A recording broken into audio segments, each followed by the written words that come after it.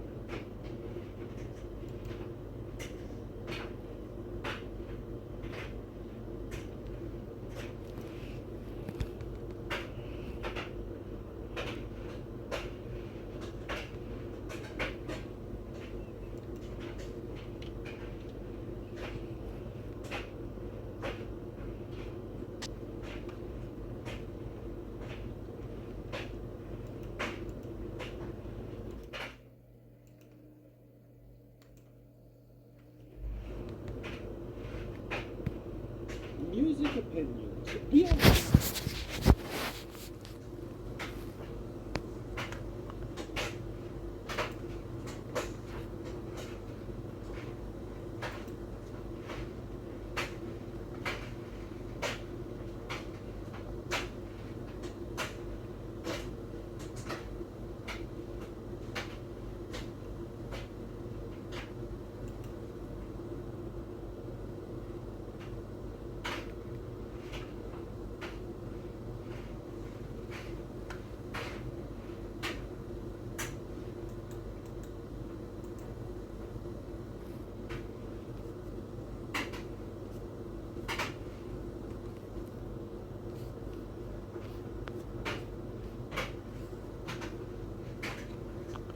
Oh putain.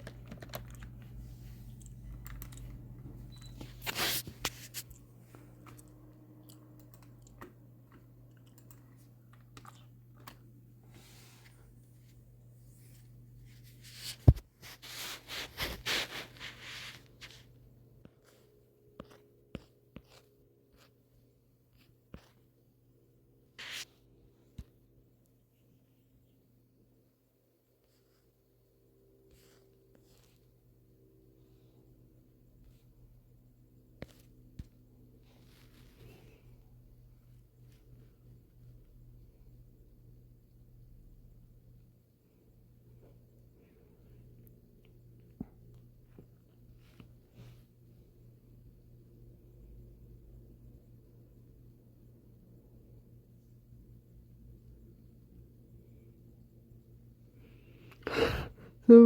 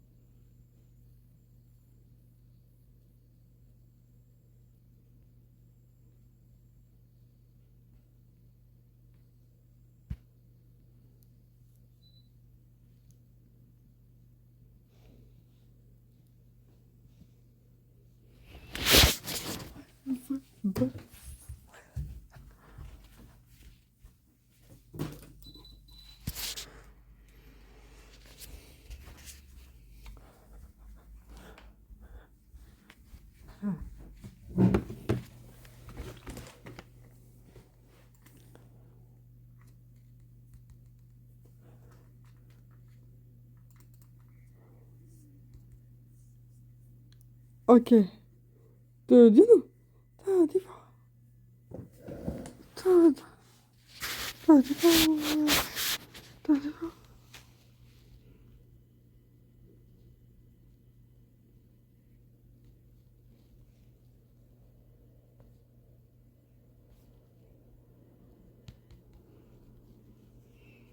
Dobra, dobra. Okej, dobra, już.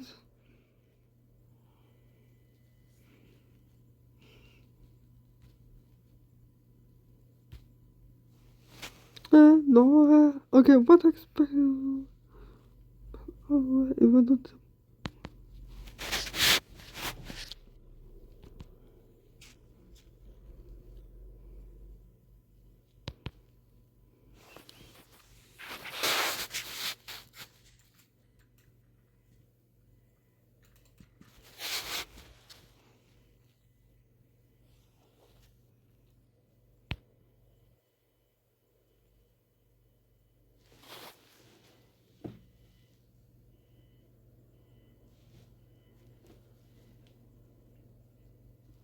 Having to trade Pokemon kind of sucks. Hey man, I want to get a Caesar, so can you, Nate, please go outside? But luckily there are some in-game trades with NPCs that fill the void, and plenty of these are really good. In Ultra Sun and Moon, there's a lass who wants a Spearow for a Hawlucha. This is already very generous, but that's not to mention that this is found on Route 2. Right off the bat, you have a type advantage against the next Totem and the Kahuna, but we still weren't prepared enough for this. Cottonee and Petalil are version exclusive in Unova, but depending on the version, there's an NPC that trades one for the other. That's the perfect case for an in-game trade, but other NPCs are much more interested in giving you Farfetch. Pokemon Yellow has a trade where you give a Cubone for a Machoke, and since there weren't any Everstones or lying scumbag victims in Gen 1, that was practically a free Machamp. I mean, this was a fighting type in Gen 1, but a Machamp's a Machamp. A nameless NPC in Sword and Shield gives you a Togepi in exchange for a Toxel, but this Togepi specifically has the ability Serene Grace. Just evolve it, give it Air Slash, and boom, you're the most obnoxious person in the world, but at least you're winning. The Indigo Disc had plenty of characters trade you good Pokemon with good IVs for any other Pokemon. You give Serrano a Tarantula, and that shiny Blitzle's still yours. Although you can't give them legendaries or shinies because we don't want Kieran to be too happy. Having to trade Pokemon kind of sucks. Hey man, I want to get a Caesar, so can you, Nate, please go outside? But luckily there are some in-game trades with NPCs that fill the void.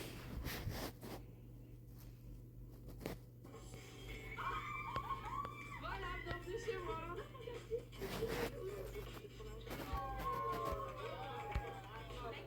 Avec Erta, ça n'a jamais été aussi simple de se retrouver. Erta, le goût des choses simples. La ficelle Whirlpool Maxi Space est son 3e tiroir unique. Whirlpool, créé pour votre bien-être. The end of the day. And that's why today, for the third time, while this plane is passing overhead, and I hope you guys can't hear it in the background of this video, I'm going to be sharing some more of my unpopular opinions with you. Now, some opinions are easier to measure the popularity of than others, but I think I picked some pretty solid ones for this video, all related to sort of different aspects of rap music. It's your boy, Mr. Consistency again. Let's get started with the first one. The nigga play, I'm a different, I'm bad in the stick, I'm folding like a wallet. Ooh, I swear to God, it's only one of me and these bitches 3D like a Okay, so there's usually two main groups of people that I see saying lyricism is irrelevant in mainstream trap music. People who enjoy the music and don't like when other people criticize it, like whenever you try to criticize it, they'll say, Oh, it's just trap music, the lyrics don't really matter, why are you even speaking about them? and on the other end you have the opposite group who discredit this type of music as mumble rap and say that there's absolutely nothing interesting lyrically within these songs. For example, when I used to have that segment in my Worst Rappers in the Game series where I would rate a rapper's lyrics, there was always quite a few people in the comments that would say I should take that segment out because lyrics don't matter in mainstream trap music. And I don't agree with that. Lyrics are still an essential part of any type of rap music, but how that lyricism is expressed is different with different subgenres. What a rapper says, how they word the things they say, and the themes that they commonly rap about are all expressed within their lyrics, and that's what gives these rappers personality and character. Every rapper, to an extent, is their lyrics. And to clarify a bit more what I'm going for here, I think when a rapper really doesn't care about their lyrics, you can tell, and it kind of ruins their music. For example, rappers that I've criticized a lot before, like Lil Xan or Smokepurpp, one of the reasons their music is so bad to me is because their lyrics are lacking in personality and uniqueness. And it's just got zero flavor or cool quirks in the writing. But they don't represent this style of music as a whole, because then you have Future, Travis Scott, and Young Thug, who don't necessarily focus on showcasing skill through their lyricism, but they still use their words to enhance their personality and create an atmosphere and sometimes tell a story. You don't have to focus on what they're saying to enjoy their music, of course, but without some noticeable quirks in their writing, it will enhance the personality. I'd be willing to bet that if you put an unreleased Young Thug verse and an unreleased Travis Scott verse in front of me, I can make a pretty educated guess at who is who from their writing. My point is not that mainstream rappers or mainstream trap artists should be lyrically skilled or should be dropping verses with Lupe Fiasco levels of technicality. It's that I think the things they say are still relevant and important, whether it's something you consciously focus on or not. You can still have a relevant discussion about lyrics when you're talking about music that people would consider to be more lyrically basic.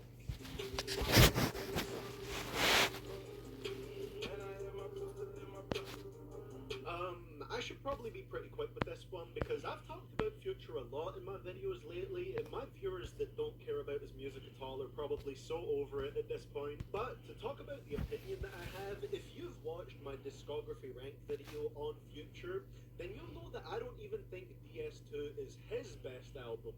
So I heavily disagree with this idea that's shared all over the internet that DS2 is either the greatest trap album of all time or the greatest modern trap album. That's probably not the most unpopular opinion, but to take it a bit further, I'd say it's not even top 5, maybe not even top 10 for me when we're talking trap albums. You can watch the discography ranking. Never mini review of the album, but you're probably wondering now, what trap albums do I have above DS2? Out of the ones that I've heard, because I certainly haven't even heard all of them, I would say Rodeo by Travis Scott, and I do kind of consider that to be a trap album because I think it contains quite a few trap elements. Culture, Without Warning, The Wizard, and Evil by Future himself. What a Time to Be Alive, if you count that.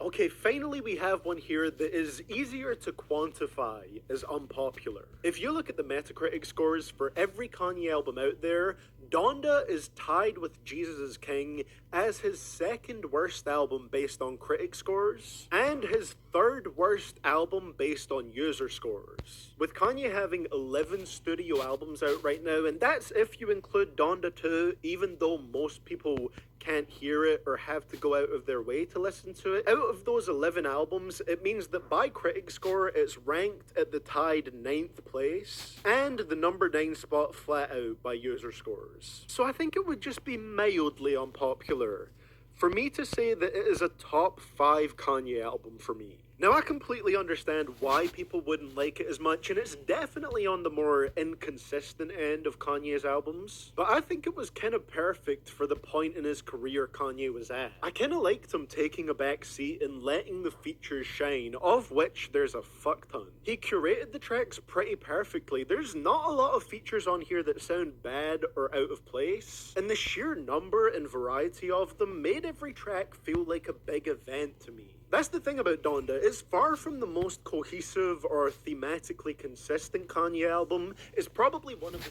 But I love so many of the individual songs so much that I can't say it's not an amazing album to me. You know, if Drake managed to make that playlist shit with More Life stick, I would categorize Donda as a bit more of a playlist than an album. Different songs that work excellently for different moods or times in your life.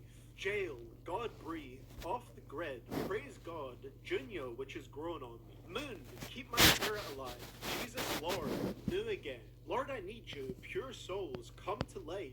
All these tracks have stuck with me so much, and I love them. Donda is just such a huge album that I think had a lot of notable moments that made the wait worth it. It just struck a chord with me, and while a lot of people might not, I love it.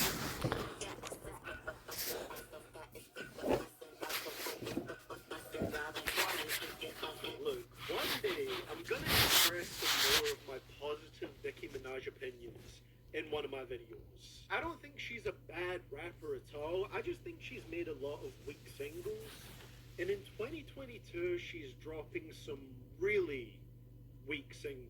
Some of her worst yet, in my opinion. Let's start with Do We Have a Problem, because that's easily the most popular single she's dropped this year. This went gold. It hit number 2 on the charts in the US, and it is nominated for Best Hip Hop at the 2022 VMAs. And I think it's the worst thing she's dropped this year so far. Nicki usually sounds like a confident rapper who knows what she's doing, but Do We Have a Problem sounds like one of the first rap songs that she's ever written. She sounds so out of place and awkward with her flows on this one. It comes across like Nicki trying to sound like or fit in with other mainstream rappers. It's so bizarre. There's so many awkward moments of silence or long pauses in the song where it just sounds like she's freestyling and scrambling to the next line. Whenever there is a good flow for a split second, it doesn't last. Take to get an out back. When my niggas outside, steak, bitch, we out back. I don't want to talk about that song too much though, because it's probably qualifying for a certain end of year list of mine. We Go Up does sound more confident at least, but the beat is the best part of the song, and Nicki still kind of sounds like she's phoning it in a bit for the sake of having a drill song. I think it would have been a lot cooler to hear Fivio adapting to Nicki's sound, rather than the other way around. And then Bussin'. Did we have to hear 6ix9ine's flow making a comeback? It's another frustrating one where when Nicki's flow does get good for a bit, it cuts off way too quickly and just moves on to something else. The best thing I've heard her on this year is Blick Blick, but I'd count that more as a Coil Ray single because it's on her album. Nicki and Baby together has just produced some very weak music for me so far. Nicki and Fivio could have been better, and hopefully all 3 of these singles aren't an indication of how her next album is going to sound. My chopper get hot, just like a pan. Got the headlights, just like a ram. I got 10 toes and I counted 10 fingers, so I do not need up. I'm helping hand. I constantly see rap listeners, Uzi fans and non-Uzi fans alike, saying that Eternal Atake was either a weak Uzi album that wasn't worth the wait, or that it had no longevity and it aged badly. To me, it's one of Uzi's best, maybe the best, and it's still great to me to this day. Now let's get this out of the way first and foremost. Pop is still pure dog ass, and You Better Move never needed to see the light of day, but the rest of the album is a great vibe. Baby Pluto is still one of the best Uzi tracks that I've ever heard. I love its delayed beat drop and the way that Uzi flows over it. It's still somehow not gotten old for me. I love that middle section with I'm Sorry, Bigger Than Life, Celebration Station, Chrome Heart Tags, and Bust Me. The choir background vocals are so perfect on a couple of those songs. P2 is a pretty solid sequel to EXO True Life, and even the bonus tracks on EA are super entertaining to me. Futsal Shuffle 2020 may not quite have started the dance itself is pretty fun, and that way just always makes me smile with Uzi's interpolation of I Want It That Way by the Backstreet Boys. How can you hate that? It's just an album that makes me feel really good when I listen to it, and that's what I listen to Uzi's music for. I think it nailed that sort of futuristic, alien-sounding trap music, and it's gonna be great to me forever. Also, one more thing, I think that cover is an absolute beauty, and I wish that official vinyls of this project existed so that I could get one and just have a nice big blown up version of that cover. Maybe one day they'll come back to it and make Eternal Atake vinyls. I'm holding out hope. But anyway, that is it for this video. What do you guys think about these opinions of mine, and how many out of the 5 that I shared in this video do you agree with? Also, while you're down there in the comments, share some of your own unpopular opinions so that you can also get told that you have L takes. Click right here on the screen to check out the first video that I did like this, and much love to all my Patreon supporters for doing that supporting thing. With a special shout out to my biggest supporters, and those are Le cacao et les communautés locales à créer des entreprises avec de meilleures pratiques afin de contribuer à l'amélioration de leurs conditions de vie. Ferrero, la qualité au cœur. À la recherche d'un T3 proche école? Avec bien ici, projetez-vous vraiment dans votre recherche IMO. Okay, so I'm going to London for VidCon in about 3 hours. So I didn't have time to script and edit in a really funny joke at the start of this video, as I always do. I'm always pretty hilarious, but today I don't have time for that, so I'm just gonna throw in a random meme, throw some random meme edits on it, and we can all laugh and then move into the video. My name? So yeah, recently I've seen a lot of YouTube videos come out about unpopular opinions, so I thought I'd give it a go and make a list of 10 unpopular opinions that I have about rap. Now, for almost each of these entries, I can make a whole video explaining them individually, but in this video I'm going to try my best to summarize them very quickly so that we don't end up with a 30 to 40 minute video. So with that being said, let's not waste any more time because I really don't want to miss my train to London. And with that being said, this is CDTV Productions. And let's jump right into this list. Let's go.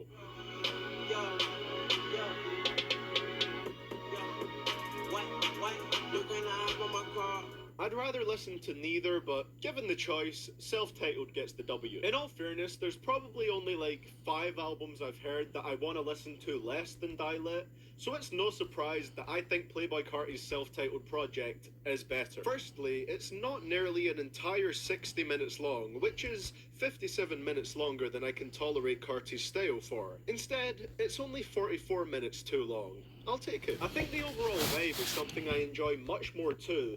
Upbeat Carti is way more appealing to me than dark, minimalistic Carti, which just sounds completely void. I got around 5 tracks from self-titled, those being Location, Woke Up Like This, Do That Shit, Flex, and I can't even remember the other one. Oh yeah, and No Choppa. From Die Lit, I got Shoota, Old Money, and Choppa Won't Miss, and even then, I don't think those last 2 are all that amazing. Maybe one day it'll hit me, I'm still waiting for it, but I just don't see what so many other people seem to be seeing in Die Lit. Give me drink, give me smoke, give me hot, give me float. I'm a clown, coming down, put me down, gentlemen. So in J. Cole's newest album, KOD, he introduced a new alter ego, or a new character into his music called Kill Edward. His presence on the album instantly started discussions, with people wondering what this character represented and what the significance of him was. It's not officially been confirmed yet, but I'll link a couple theories in the description below that I thought sounded pretty interesting about Kill Edward. The problem is, I feel he ruins the 2 tracks he's featured on in KOD, those tracks being The Cutoff and Friends. Cole has brilliant verses, but the way his vocals are oddly pitched during the Kill Edward segments sounds so awkward and off-key, and it throws off the tracks for me a lot, to the point where I just don't revisit them anymore. As you can imagine, I'm not very enthusiastic about the fact that Cole is now releasing an entire album based around this character, but at least it would be cool to get some more backstory or more information on Kill Edward through that album. Overall, I'm not really a fan of how he sounds. One trap with a big dream, I go home, won't ever settle. Go in for the kill what they taught me. By moving that shot tech in this bitch like I'm Cloud King. If If I'm being honest, ASAP Rocky is an artist who, for the most part, I just feel like is okay, but none of his albums have ever actually engaged me the whole way through. The way I'd describe his music is that it almost feels pretty grey, in a way, if that makes sense. He's talented, and I respect that he likes to try different things, but honestly, I just struggle to be interested by his delivery or overall presence on a song. Whereas Ferg is the complete opposite of that for me. As soon as you turn on one of his projects, it's gonna slap from the very first track, and he just has such a naturally charismatic and high energy sound to his music. There's really not many other songs out there that get me as hyped up as Trappin' a Dream or Work. Whereas Rocky's presence on a song doesn't do that much for me, Ferg's presence on a song instantly has an electric feeling to it. Despite being from the same collective, it's fair to say that they both have fairly different sounds, and me personally, I just prefer the sound that Ferg goes for.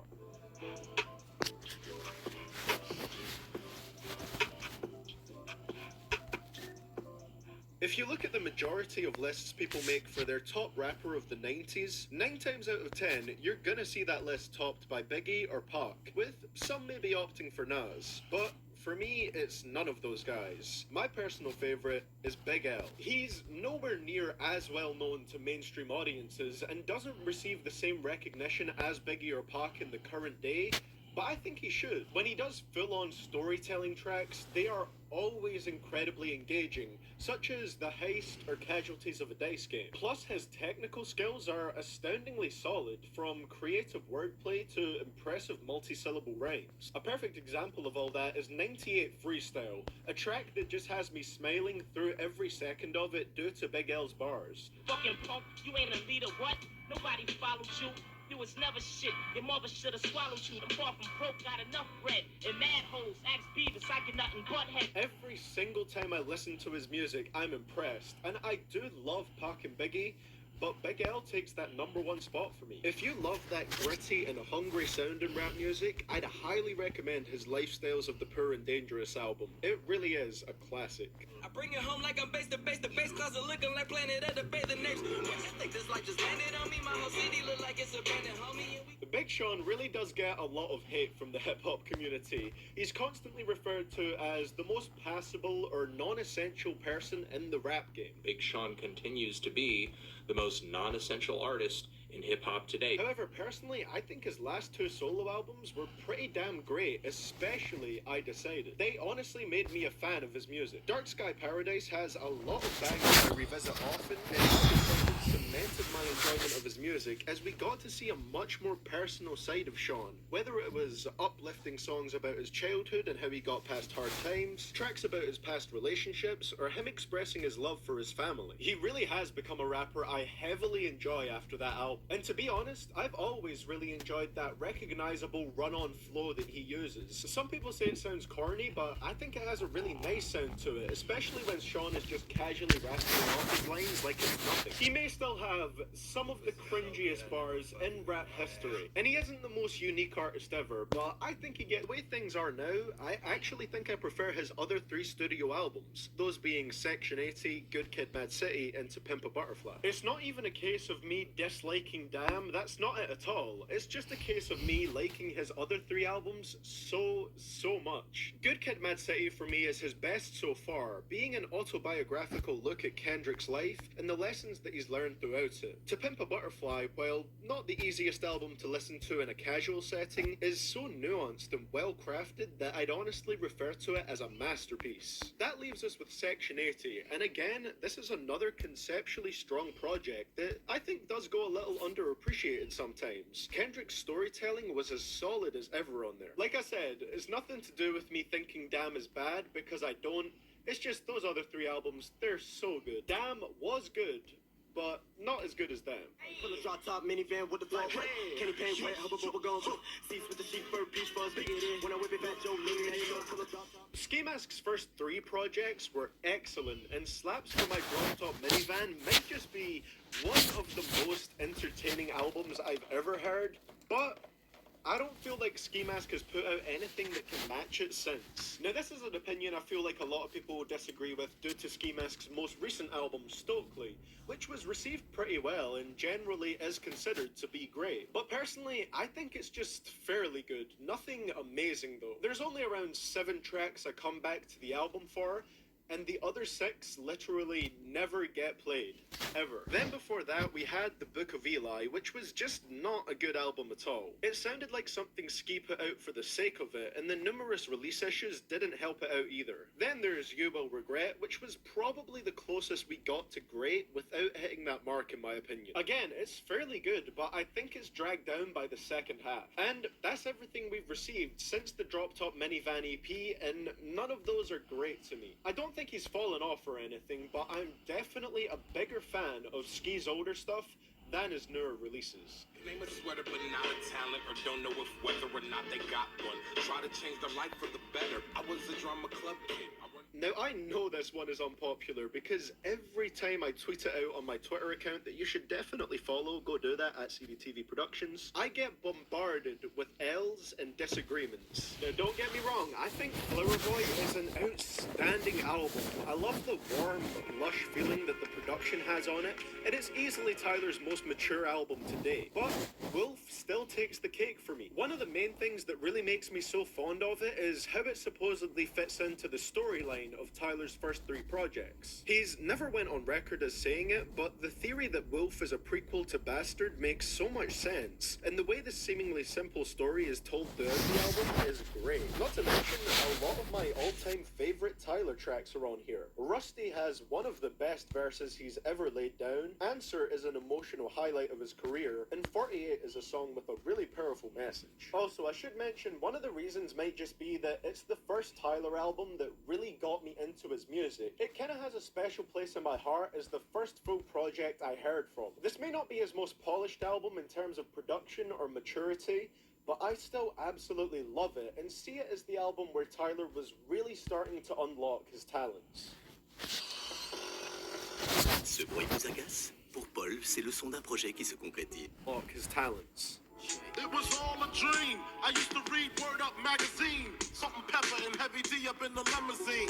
Hanging pictures on my... Now this is one that I really could do a full in-depth video on, and I might actually do that. But I definitely do enjoy modern day hip-hop more than 90s hip-hop. That's not me saying I don't respect 90s rap or the influence that it's had, because I still love so much music from that era. But I'd rather listen to albums or songs that came out in the last 10 years the majority of the time. And one of the big reasons why is I think there's something for absolutely everyone in current day hip-hop, with multiple styles of rap being innovated since the old days of it. You still want that 90s influenced sound with some great lyricism. Joey Badass, Big Crit, Freddie Gibbs, and Action Bronson all exist. But if that's not your thing, you've got a bunch of other subgenres to look into. There's so much variety now, and much more in terms of different sounds than there used to be. Hip-hop is more diverse than ever, and sure, you could say that lyricism has taken a downfall, but only if you're looking in the wrong places. Some of the best lyricists ever are currently alive and relevant in the hip-hop scene. I feel like a lot of the time, people just point to mainstream rap and say,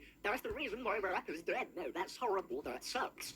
But we can't really act like the 90s didn't have its fair share of awful radio music as well. If you prefer 90s rap and you're 100% set on it being better than modern day rap, of course that's fine, and I'm not saying that that's a wrong opinion or that you should agree with mine. I'm not saying that at all. But the way I personally feel, hip-hop is even better nowadays. And that, in my opinion, is one of my most unpopular hip-hop opinions. Thank you for coming to my TED Talk.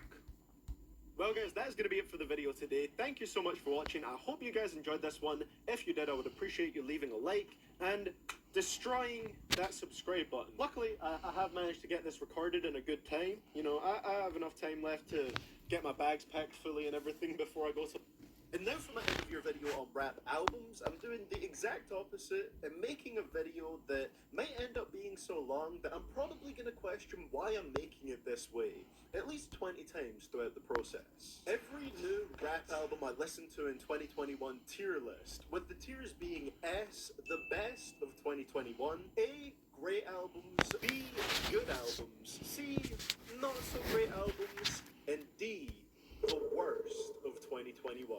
Oh my god, bro, this chair, I'm gonna try and move as little as possible during this. And all of this is just completely my opinion, based on what I wanted and expected from each artist, and what I ended up getting from the album. So, let's just dive into it, going by the chronological order that the albums were released in. This is CDTV Productions. Thank you for all the support you guys have been showing the channel lately, and let's take a look at the best and worst rap albums of 2021. Riding with my brother to the end, that's for sure. If you got a problem, nigga, please let me know. Lil Skies, Unbothered, I'm putting the C's here. I can't fault Skies for trying a few different sounds throughout the project, but it did make it pretty hit or miss for me. The tracks I found myself being the most fond of were the ones that gave me that vintage Skies vibe, like Dead Broken on Sight. Having My Way, Riot, and Deep Think Don't Sink also worked pretty well for me. It's just that the other 9 songs on the album didn't connect with me as much as Sky's older music did. I'm from where real young, you make killers as mates. It's maximum profit on minimum wage. This one, I'm going with the A tier. Now I'll admit, this is one of the albums that I listened to the most recently this year. Like, I listened to this album in December, so there might be a little bit of kind of recency bias here, but I do think it fits really nicely into the A tier. Look at me, bro, warming up to UK rap more and more every year. I thought this was a really well-balanced album, and being the first one that I've ever heard from Fredo, I feel like I got to know a lot about him through this project. If you want to give it a chance, just listen to the first song on the album, Biggest Mistake, and see if it just hooks you into the project like it did for me. The highlight for me was definitely the last 3 tracks, though, with Fredo taking a really personal approach on those ones. Also, you've got a really good Pop Smoke feature on this album too, so at the very least, check it out for that. Great album, start to finish. Hey, long road, tumble down this black hole. Stuck in Sunday league, but I'm on levels with Ronaldo. Here we go, guys, are you ready? Tyron by Slow Tie, worst of 2021. I'm joking. This is in the best of 2021 tier for me. Tyron is the first full project that I've heard from Slow Tie, and I'm definitely a fan.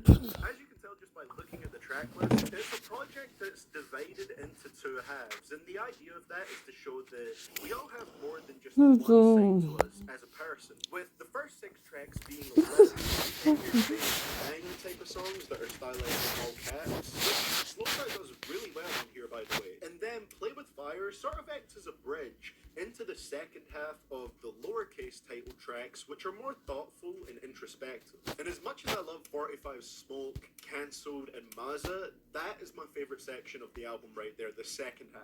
And Black Dog is Racism, which is covered in most of the second half songs in the project, before going into a few songs at the end that cover both of the Black Dogs. And the way that Genesis presents these subjects is so great. Like, you've got songs like Centerfold and Waiting on You, which have such a pretty smooth sound to them. They almost seem glamorous. But then you look at the lyrics, and they're from the perspective of the first Black Dog, depression, having an all-consuming toxic relationship with Genesis. The whole thing plays out like a movie, honestly, with these narratives evolving in a pretty clear way as the project goes on, and I just think it's fucking brilliant. There is such a huge variety of sounds on this album that it can't even really fully be classified as a rap album, but I just included it here because I really wanted to talk about this album, and I really wanted to share it with you guys. I can't recommend this enough. This album deserves all the love that it can possibly get. My heroes in federal sweatsuits and New Balances. What's the outcome for niggas like me? The Butcher Coming Neighbor,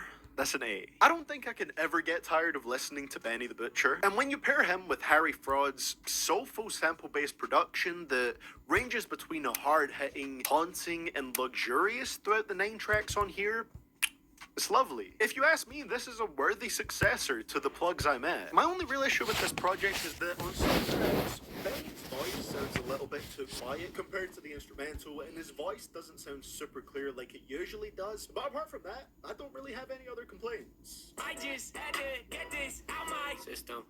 Good old Nate. NF. We're going with the B tier, the first B tier. So I know that this is the year that I made my Why I Don't Like NF's music video, but even as a non-fan, Clouds is still a pretty solid project. I still stand by what I said in that video, but this was not bad at all. It probably partly is because this is a slightly different project to anything that I've heard from NF before, with it having a little bit less of a melodramatic and overly dark sound. I mean, even the cover of this mixtape is a little bit lighter than the color palette of his albums. Just like You, Lost with Hobson, Layers, these are all pretty nice tracks in my opinion. And even songs such as Clouds and That's a Joke are pretty solid as well. I think this turned out alright. Would that make you happy? Don't feel like I'm doing too much. Would that make you happy? They used to hate when I was down. They never thought that I would blow up and get them rags. When this project started, I was actually surprised that it wasn't as bad as I thought it would be. Still, Family was actually a really great, heartfelt song. And the following 2 tracks on the album, they bumped hard enough. And then it just went downhill. And downhill further, and then we hit Make-A-Wish, and the album just nosedived off of the small peak that it was on. Streets, Woo Wham, and Soul Train is one of the most confusingly horrible 3-track runs that I've ever heard on an album. The project started off better than I thought, but by the end of it, it just derailed into rapping and extremely questionable singing, and it was definitely one of the worst things I've heard this year.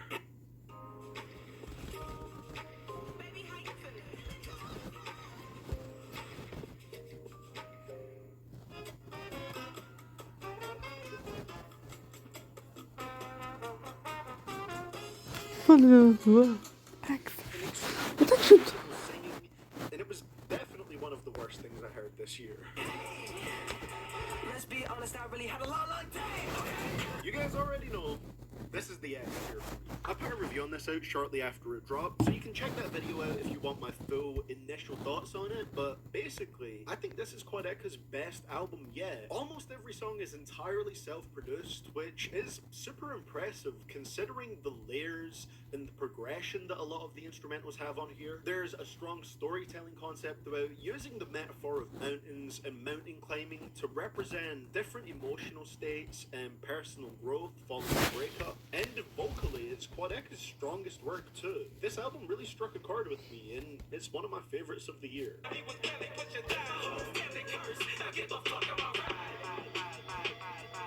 Oh, where's he gonna put the Brockhampton album? Where is he gonna put it? It's an A. It's an A for me. Man, there are so many great songs on Roadrunner, but the first ones that come into my mind every time I think of it are The Light and The Light Part 2. Kevin Abstract and Joba pull out amazing verses for these songs, with Joba sort of journaling his thoughts and his feelings following the suicide of his father, which happened between the last Brockhampton album and this one. I'll be honest, that verse made me cry. The lyrics were just so honest, and it hit me right in the heart. Kevin on Buzzcut was another one of my favorite verses on the album. That one is crazy. Everybody on Window, that track is ridiculous. Like every Brockhampton album for me, with the exception of Saturation 2, it did take a few listens for it to really click with me, but when it did,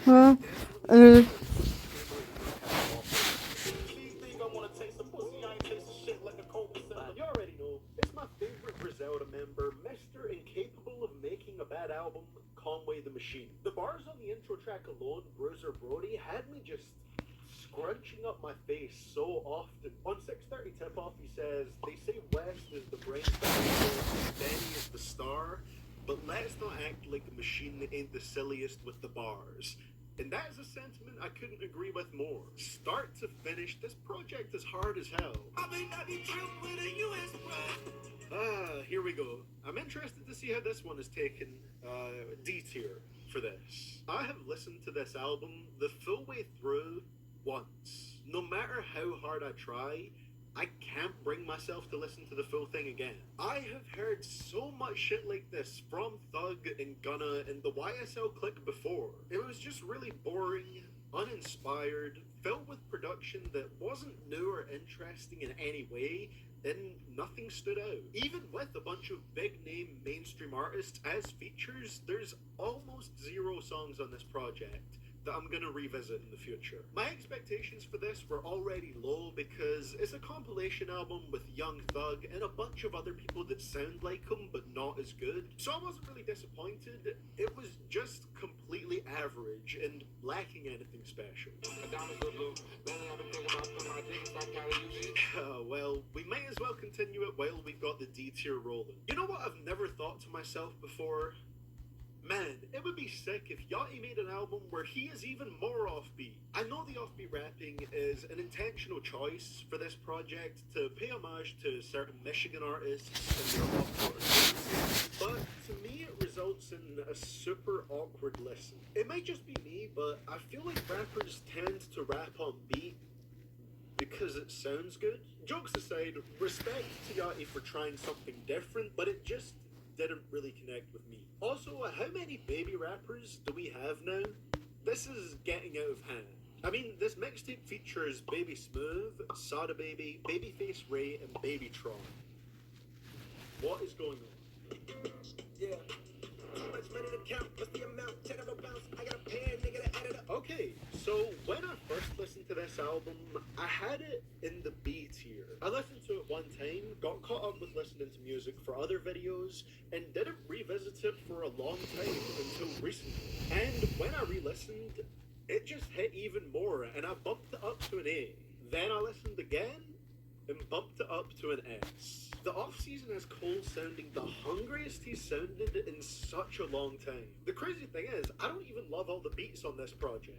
On 95 South, Punching the Clock, and Let Go My Hand, I'm not super crazy about the beats on those songs, but Cole makes me not care about that with how brilliant his rapping over them is. And that's not to say I don't love any of them. For example, Pride is the Devil has a super catchy instrumental that either samples or uses the same sample as I Can't Decide by Aminé, and Cole and Baby work beautifully with that, and Amari and My Life are also fantastic in this aspect too. I know the off-season is presented as a sort of prelude to the fall-off, but I think it stands on its own as... Hi, here's your minute Smash says about you. The straightest man you'll ever meet in your life, or neo-pronouns, and not a soul in between. Sorry to anyone that's... Hi, here's your minute Smash says about you. The straightest man you'll ever meet in your life, or neo-pronouns, and not a soul in between. Sorry to anyone that's not bilingual, I'll leave captions. Diva Boots, yes, work for your life, for your nerves, for the gods, well done, Mama RuPaul's Drag Race, shoplifting, fierce Renaissance, Carly Rae Jepsen, the house down. This is the dog whistle for I don't know any other character on this list, so I'm just gonna pick this one and spam down B. And the worst part is they usually win. I just know Chapel Roan's music has you in a chokehold this year. Every day I have to fight for my place in heaven, because in order to pay my rent, I have to listen to you heathens and write about the fart guy from Smash Bros. Turbo nerd. Milady incarnate. It's been a minute since I took a French class, let me see. Pauls? This is just if being boring went to private school. You are no better than the Mario people. People that were put on this earth to ruin the lives of others. I could happily go the rest of my days without ever hearing again the phrase, Falcon Punch! You chose the bleach blonde with a little twink that follows her everywhere. Hello, either self-loathing gay man or the meanest woman you have ever met in your entire life. Hi, here's your minute Smash says about you. The straightest man you'll ever meet in your life, or neo-pronouns, and not a soul in between. Sorry to anyone that's not bilingual, I'll leave captions. Diva Boots, yes, work for your life, for your nerves, for the gods, well done, Mama RuPaul's Drag Race, shoplifting, fierce Renaissance, Carly Rae Jepsen, the house down. This is the dog whistle for I don't know any other character on this list, so I'm just gonna pick this one and spam down B. And the worst part is they usually win. I just know Chapel Roan's music has you in a chokehold this year. Every day I have to fight for my place in heaven, because in order to pay my rent, I have to listen to you heathens and write about the fart guy from Smash Bros. Turbo nerd. Milady incarnate. It's been a minute since I took a French class, let me see. Pauls? This is just if being boring went to private school. You are no better than the Mario people. People that were put on this earth to ruin the lives of others. I could happily go the rest of my days without ever hearing again the phrase, Falcon Punch! You chose the bleach blonde with a little twink that follows her everywhere. Hello, either self-loathing gay man or the meanest woman you have ever met in your entire life. Hi, here's your minute Smash says about you. The straightest man you'll ever meet in your life, or neo-pronouns, and not a soul in between. Sorry to anyone that... Please don't eat the children. And he's eaten one of them. It took 20 years, but Team Rocket just beat Ash fair and square in a battle. Did you know Snorlax shoots his hyper beams out of his eyes? Is that why Brock's eyes are always closed? Why is Mew built like a bowling pin in the Pokemon manga? Look at the baby Pikachu before Pichu existed.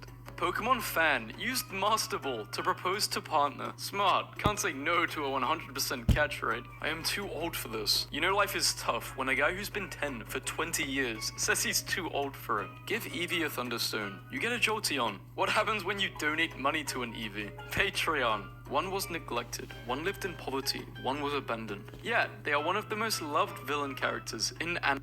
Please don't eat the children, and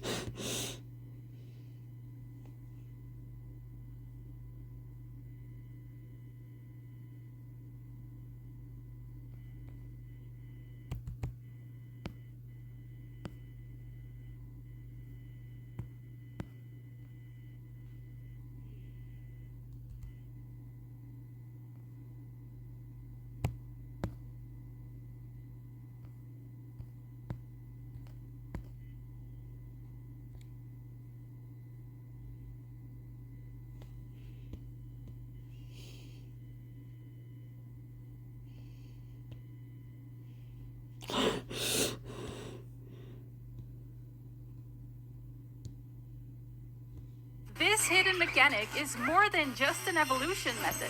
The invisible happiness stat, best known for evolving specific Pokemon and powering up certain moves, actually began its life in Pokemon Yellow. Although, the only thing improving Pikachu's friendship would get you is a free Bulbasaur. Since then, the friendship level of your Pokemon has been expanded to earn special ribbons, grant you access to powerful signature moves only taught via a tutor, and from the Pokemon Let's Go games onward, even boost your odds of getting critical hits and evading life-threatening attacks. There are even some secret events, like the old man waiting in the water labyrinth who'll hand you a Togepi egg if you can prove the strength of the bond with your Pokemon. Or access to the Nameless Cavern, an area housing the legendary Lake Trio, but only if your party contains 3 or more Pokemon with maximum happiness. In fact, in Pokemon Heart Gold and Soul Silver, your partner Pokemon would assist you while fishing, increasing your odds of landing a catch.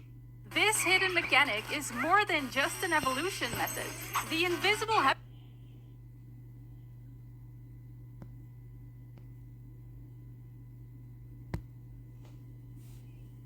The 5 most popular Scarlet and Violet characters have been revealed in a poll made by Pokemon. At number 5 we have the protagonist duo, which I guess is the same thing as voting for yourself. Number 4 was Carmine. I guess people forgave her for being xenophobic. Rika comes in at number 3, once again proving this woman can do the bare minimum and still break the internet, while Arven at number 2 proves you only need a dog and dead parents for people to like you. Now number 1 actually surprised me, as it's none other than Kieran. Well, I guess he had to eventually win at something. Isn't that right, ex-champion? 5 most popular Scarlet and Violet characters have been revealed in a poll made by Pokemon. At number 5 we have the protagonist duo, which I guess is the same thing as voting for yourself. Number 4 was Carmine. I guess people forgave her for being xenophobic. Rika comes in at number 3, once again proving this woman can do the bare minimum and still break the internet, while Arven at number 2 proves you only need a dog and dead parents for people to like you. Now number 1 actually surprised me, as it's none other than Kieran. Well, I guess he had to eventually win at something. Isn't that right, ex-champion?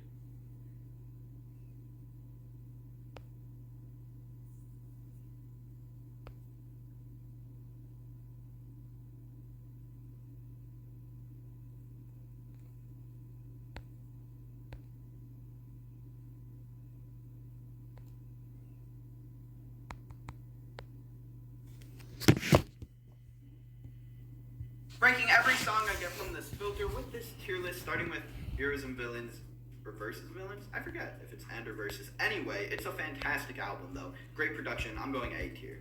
Blonde is S tier, one of the best R&B albums of all time. I'm gonna go B tier for the Gunna project. I'm not as big of a fan of Gunna. He's somewhat generic to me. Taboo, though, on the other hand, is great. Denzel Curry is so consistent. I'm going A tier. Still so many songs I go back to. The Melodic Blue, great debut album. I'm going to A tier for that one pretty easily. Pretty easily. S tier. Forever Story, fantastic rapping. Best album of 2022, in my opinion. MBDTF is another S tier. Easily, it's not even close. Another S tier. Pursuit of Happiness, Soundtrack to My Life. Oh my gosh, so many classic songs. Lemonade is also an S. Ranking every song I get from this filter with this tier list, starting with Heroes and Villains.